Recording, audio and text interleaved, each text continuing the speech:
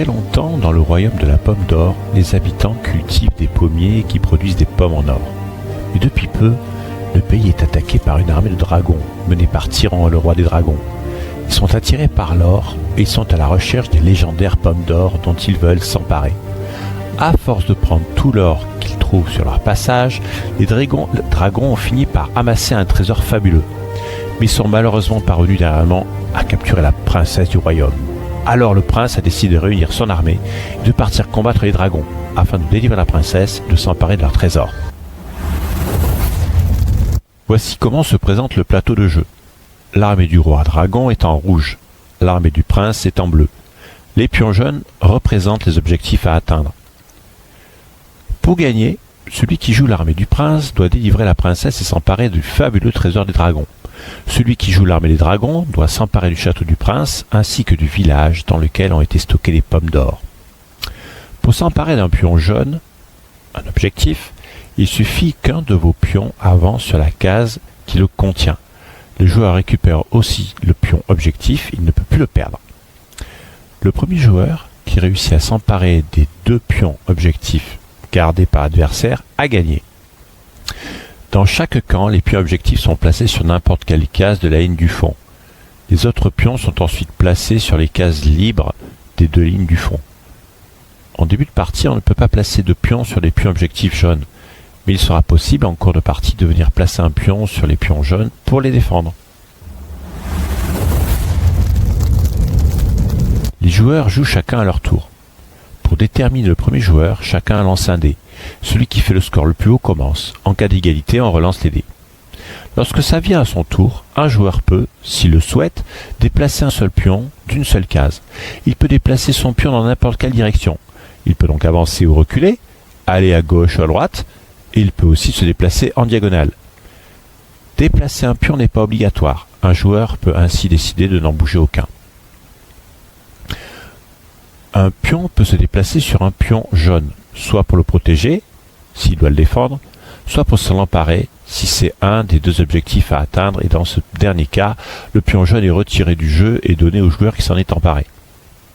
Un pion ne peut jamais aller sur une case occupée par un pion de son équipe. Un pion peut, en revanche, aller sur une case comportant un pion adverse. Il y a alors un combat. Pour résoudre un combat, chaque adversaire lance un dé. Le résultat le plus haut remporte le combat. Celui qui a perdu voit son pion assommé, il est retiré du plateau de jeu. En cas d'égalité, on relance les dés.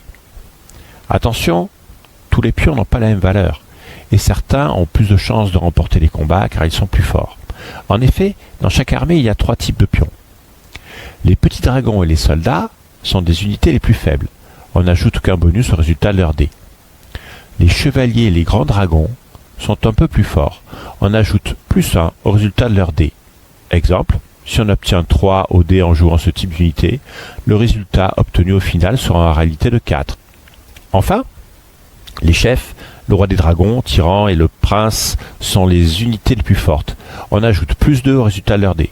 Exemple, si on obtient 4 au dé en jouant ces unités, le résultat obtenu au final sera en réalité de 6, car on ajoute 2 au résultat de ce dé et 4 et 2 font 6.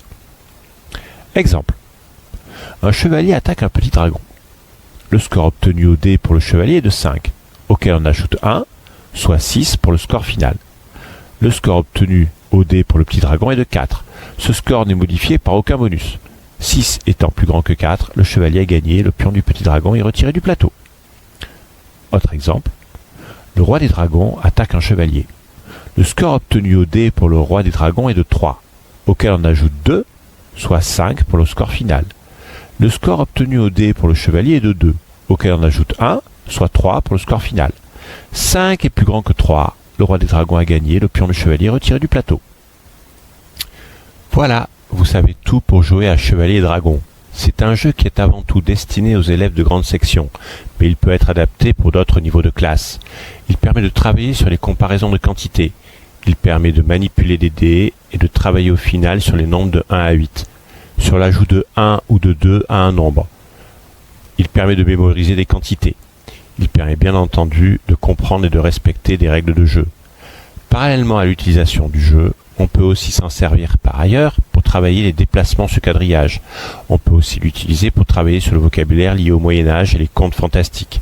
Merci de votre attention.